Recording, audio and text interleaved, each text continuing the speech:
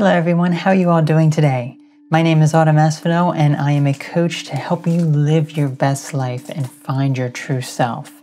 Today we're talking about hypnosis. Hypnosis is a wonderful tool to help better your life and become your true version of yourself and overcome all sorts of problems in your life and help you build your confidence. It's endless. All the amazing benefits are just endless, okay? But not everything is always perfect with it. So we're going to talk about some things that you don't want to do when you're practicing hypnosis. Hypnosis is a great way to benefit your life. It allows positive suggestions to enter into your subconscious mind and change your life. It has many benefits, from helping with anxiety and depression, changing old thought patterns, overcoming phobias and addictions, among others. But there is a negative aspect to it that we may overlook, especially if we do hypnosis regularly. While hypnosis is safe and highly effective for many people, one of the drawbacks for some individuals is the inability to be hypnotized. Some people aren't very suggestible and thus have a hard time with hypnosis and will often become frustrated and angry that it's not working. Likewise, someone who is hypnotizable, who has given their subconscious mind plenty of positive suggestions, may also run into a roadblock where their suggestions didn't hold or work, causing them to feel frustrated and doubtful. If hypnosis does work for an individual, dependency may be an issue. It's possible that some people use hypnosis as a coping mechanism and become so dependent on it that it interferes with their day-to-day life. They may forget basic ways of dealing with stress, that they have a hard time living productive life as a result, and rely on hypnosis to fix them.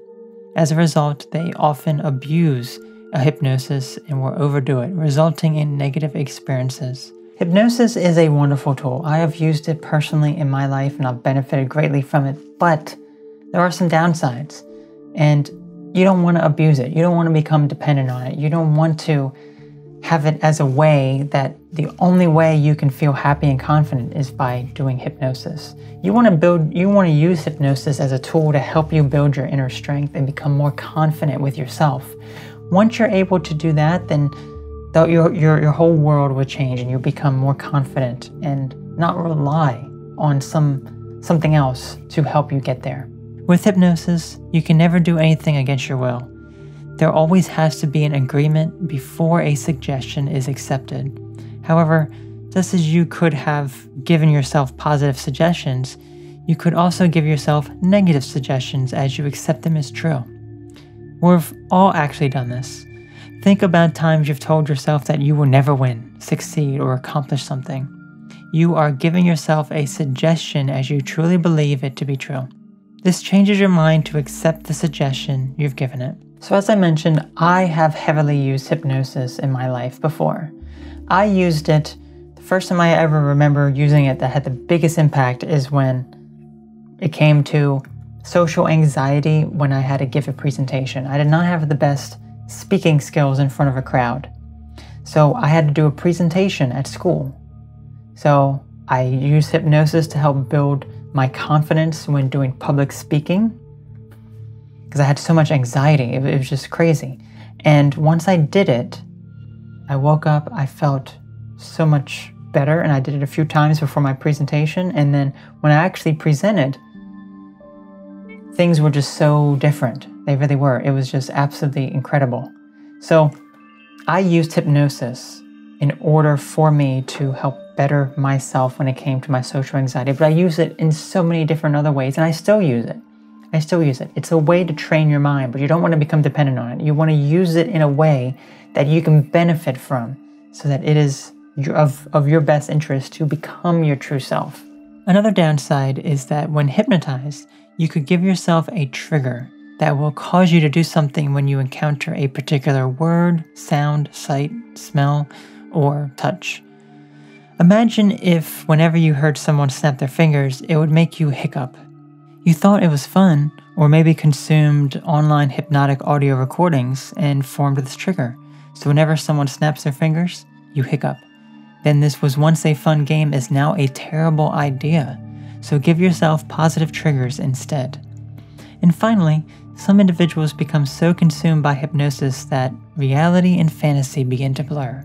Their real world and hypnotic state become harder to differentiate. While this is an extreme example of someone who has used hypnosis as a coping mechanism for a long time, in addition to having triggers, it may be hard for them to figure out what is and isn't real. These are just some of the downsides of hypnosis, but the good news is that they are rare. Hypnosis is a safe process that can help you in so many ways, so use it to your advantage and better yourself. Let me know how this works for you. Have a great day. So hypnosis is a wonderful tool for personal growth and development. It really is. I'm curious to know what about hypnosis has helped you the most? What sort of techniques have you used for your own hypnosis? And furthermore, what are some ways that you have benefited from hypnosis? Don't become dependent on it. Don't rely on it too heavily, but use it as a way to better yourself. Hypnosis is not going to really do any sort of harm to you unless you misuse it and you abuse it in some sort of way, which for the most part, you probably would not do. But I know that you can use it in a positive way to help better yourself.